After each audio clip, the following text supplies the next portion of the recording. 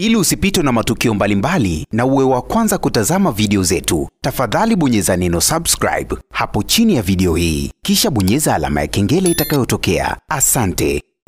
Kama wewe umekuwa ni mfuatiliaji wa mitandao ya kijamii, nadhani utakuwa umekutana na video ambayo ilikuwa inaonyesha gari aina ya Defender ya mwaka 2023 ikiwa ina plate number iliyoandikwa Kajala namba 3, ambapo inaelezwa kwamba gari hiyo Harmonize ameweza kuinunua maalum kabisa kwa ajili ya kuweza kumpa zawadi mwanadada Kajala ambaye tunafahamu alikuwa na mahusiano naye kipindi cha nyuma na baadaye wakaweza kuachana. Sasa hatimaye siku ya leo katika birthday ya mtoto wa Mario pamoja na Paula, hatimaye Harmonize ameweza kuja na gari hiyo aina ya Defender ya mwaka 2023 ambayo inatajwa kwamba ina thamani ya shilingi milioni 300 za Kitanzania.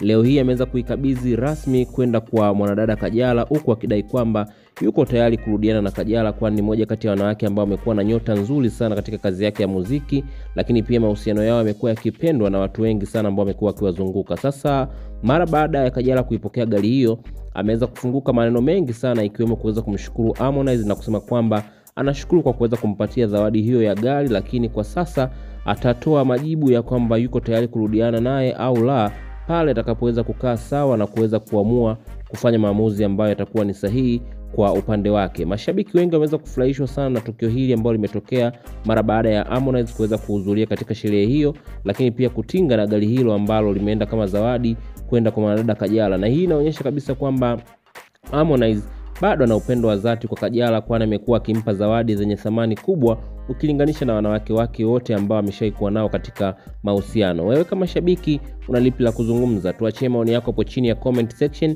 lakini pia usisahau kusubscribe, kulike na kucomment.